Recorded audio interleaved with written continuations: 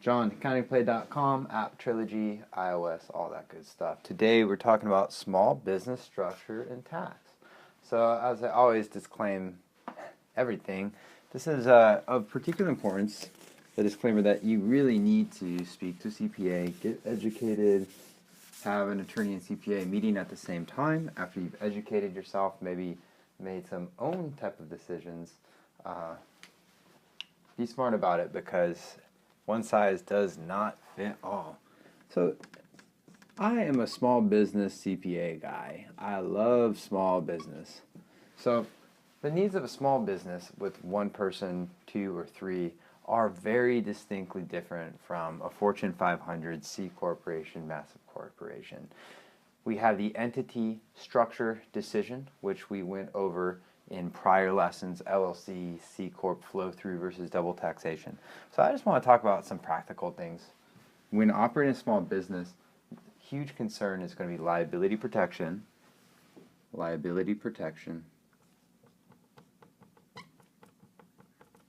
and that's going to involve insurance and business structure.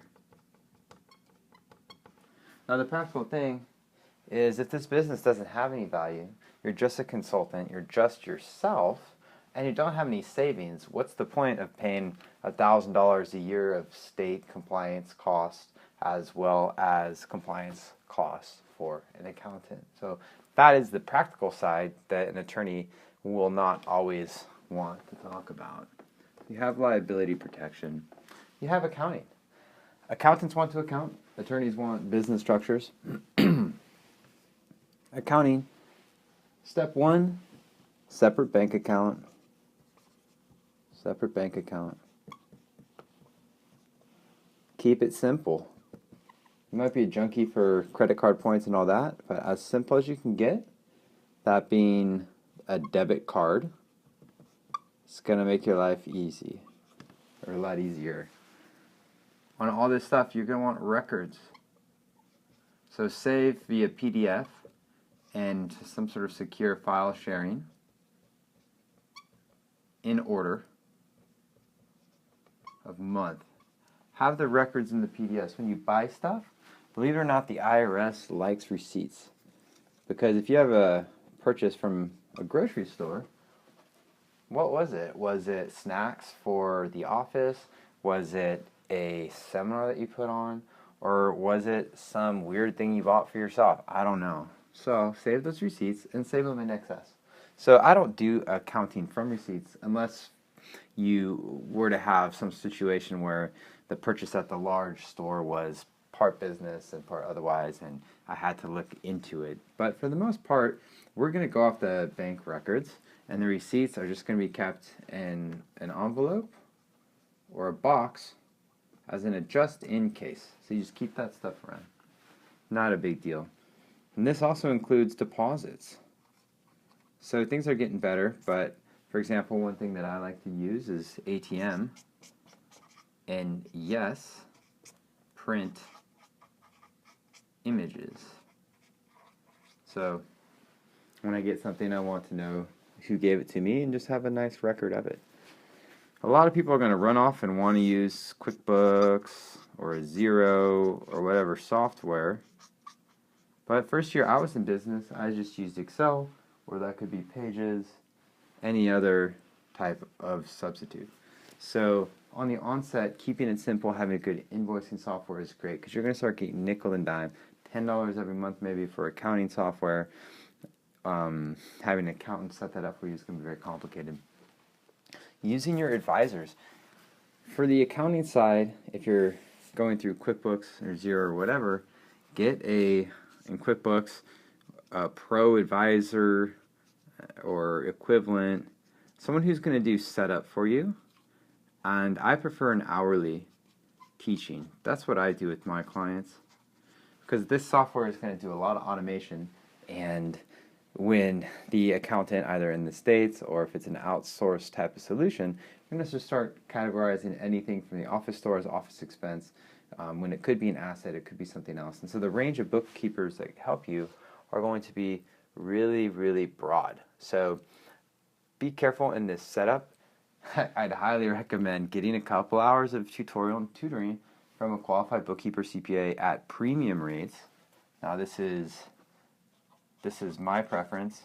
I would say premium education, so you can learn kind of how that works and it's set up properly. Once you understand it, and once it's set up with the premium people, if you do have a large invoicing function that you have to outsource, or a large payables function, invoicing meaning accounts receivable, bills that you're sending to clients, accounts payable meaning incoming bills. So if you have large volume, and once you have the good structure, at that point it is much easier and better if you need to outsource that kind of work. Let's go ahead and also discuss a major issue: employees versus independent contractor. Continuing on with our small business lesson, employee versus independent contractor. This is an issue that is highly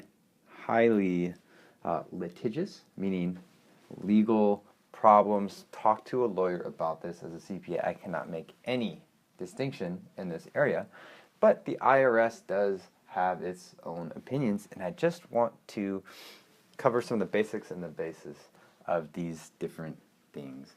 So we're talking a small business here. It could be a variety of different structures, but we'll just say it's a sole prop. Now, this sole proprietor could be doing a variety of different things. We'll call it pool cleaner. So this pool cleaner is having people help him, we'll assume, Mr. Pool Boy. So we have Mr. Pool Boy. Mr. Pool Boy. He's pretty much getting clients, sending out invoices, and hiring other people to help him.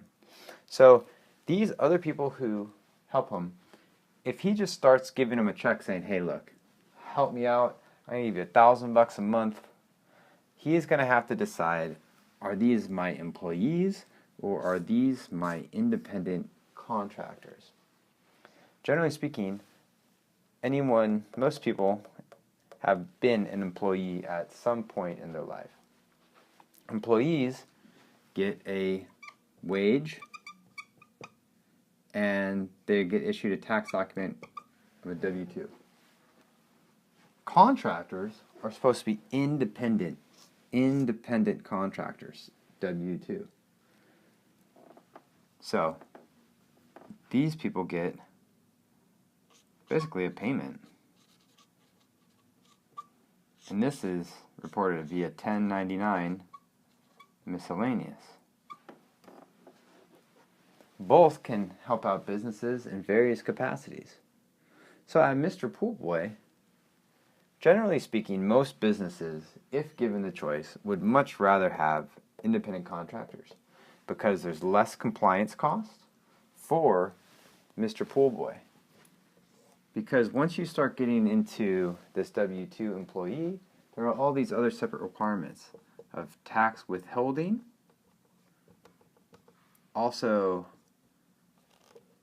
Social Security taxes, FICA, FUTA, all of that stuff, tax. In this case, the Social Security tax is split, pretty much 1/2 to the employee, 1/2 to the employer. This is Pool Boy. So, as a wage, he's having to compensate them. Depending on the state and other requirements, you might have health insurance to pay. You're going to have to issue W-2 compliance costs. You're going to also have probably some sort of employment insurance, disability insurance. So if this person gets laid off, they might have some rights to collect. Now, let's contrast this with the independent contractor. At the end of the year, you're sending them a 1099 miscellaneous form. So at start, they get this form called a W-9. Maybe they sign a contract. They get working. Now let's give some hypotheticals. How could Mr. Poolboy have an independent contractors do his work? So let's say there is another company in town that his brother-in-law owns, for example, or we'll say Mrs. Poolboy actually. Oh, Mrs. Pool Lady. If Mr. Poolboy hired Mrs. Pool Lady on a per job basis and doesn't instruct the employee, doesn't do anything, it's possible that Mr. Poolboy hiring another business to help him out would be less of an employee but an independent contractor. So independent contractor is more of a per job basis, and they have supplies. Typically they have experience, right? And they decide the when, where, how this job is done. So they're truly independent, hands-off. Now, an employee, Mr. Poolboy is going to tell him, hey, this is how you do it, this is the supplies you use, this is the time frame, you're going to use the company truck, right? Everything seems like an employee. If they're truly independent, they probably have their own truck, they decide what kind of supplies they want, they have their own record keeping, their own business. Now, the distinction between these two is a slippery slope, and just because an independent contractor arrangement is signed does not mean that they're truly independent. And so independent contractors are going to have a lot more tax on them. And so these people can get angry, come back, come to the state or other authorities and say, hey, I was actually not an independent contractor. Definitely a slippery issue. Another, for a big corporation, janitorial services is something that they'll try and hire another company, or they'll have temp employees to hire another company so they get them off of their payroll and kind of push it off, and so they can hire and fire a little bit more easily.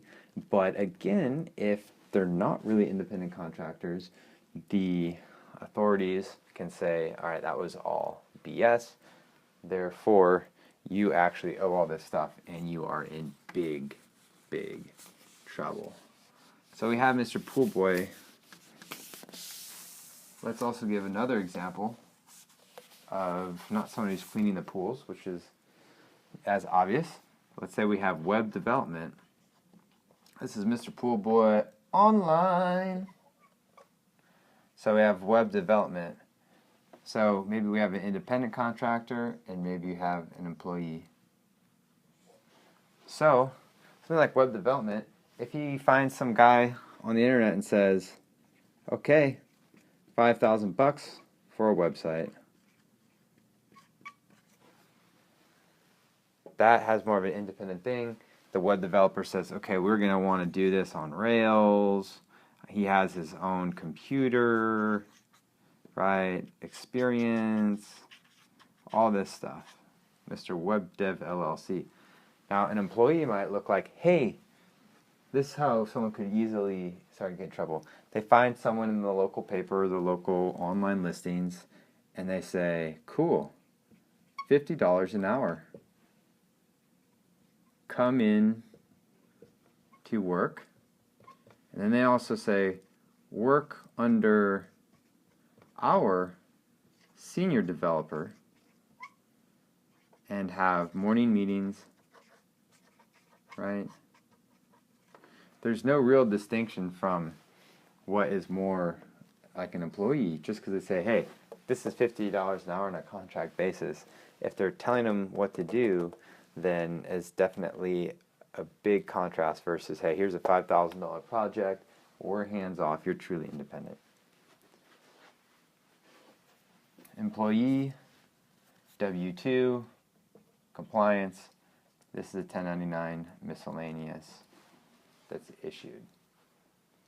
Also to note, once a business has employees, it also changes retirement plan eligibilities, and it just makes things more complicated. So what you see is a lot of sole proprietors who just operate by themselves and try and utilize independent contractors whenever possible so they can maintain the advantages of simplicity as well as maybe even some of those retirement account type of advantages I was talking about.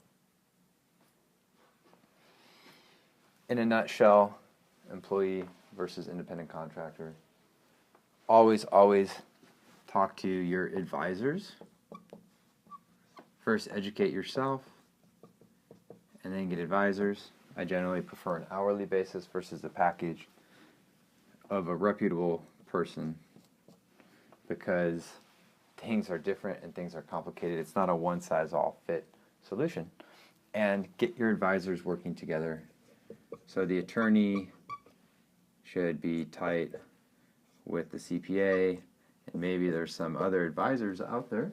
Those might be your board, if you're a corp, or informal friends who are helping you.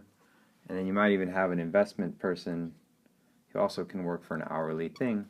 So things aren't sort of necessarily wrapped into commissions and as hidden fees. But just always watch out for those conflicts of interest.